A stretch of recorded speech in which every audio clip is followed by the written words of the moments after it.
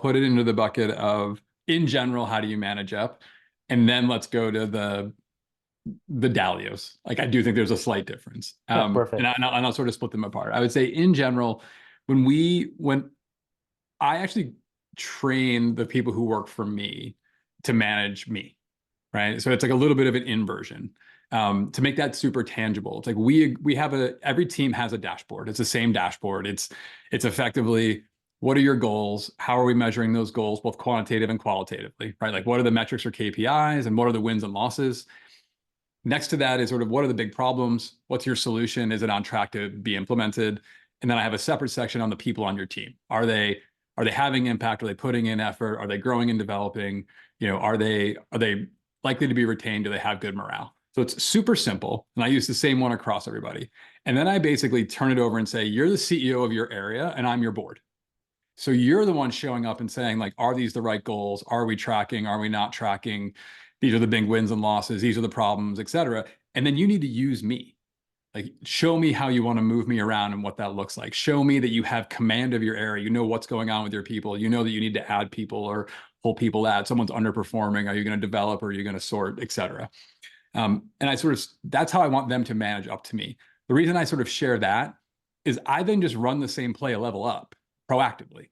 And the reason I want all of them to have the same dashboard is I actually can create a super simple pack where I'm like, hey, manager, these are my responsibilities. This is how they're going, quantitative and qualitatively. Here's the problems I'm dealing with. And, here's how I'm solving them. Here's the state of my leadership team. Oh, by the way, if you want to double click into any of that, there's level down dashboards supporting each area.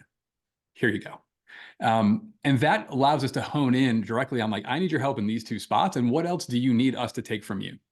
So I think that works 80-20. Now, I would say the caveat is some managers don't like to be managed.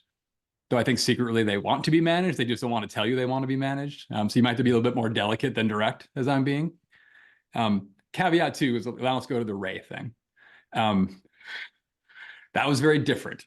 That I would have described that as like deciphering conceptual direction. The best story I could tell, I wish I had the picture in front of me. When I first started working for him, so I thought I was going to miss my window. I had been at Bridgewater 5 years. He was transitioning out. There was a moment where he came back in as CEO. I got an email with like 14 people on it, seemingly random 14 people. I had met him twice in the 5 years I had been there. And it said, congratulations, you're on my team now. I'm coming back as CEO for the next 18 months to establish a new governance structure. And you work for me starting May 1st. It was like April 10th. It's like, get out of your current job and report for duty in 3 weeks. And I was like, I went to my boss and was like, is this real, or is this like a phishing test? Like, what's happening right now? And then he turned his monitor around to be like, I got the email too. It's real. And so so flash forward a couple of weeks, he wants to build out this governance structure. And he draws 2 circles, then draws a line down the middle, a line underneath the 2 circles, and then draws 6 more circles. And he was like, this is what we're building.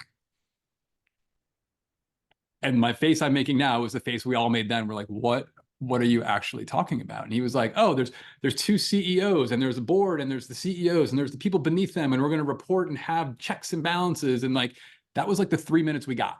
And he was like, so just take this existing department of 200 people and restructure it however you need to achieve that. And so you're like, holy smokes, man. Like, that's 200 people's careers. And I've got 5 minutes and a bunch of circles.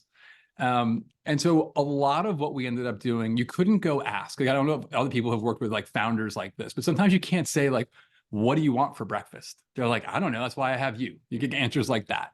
Yeah. And so what we did a lot of was sort of like testing, or be like, oh, we interpreted what you said as this, right? And so we're going to go do this.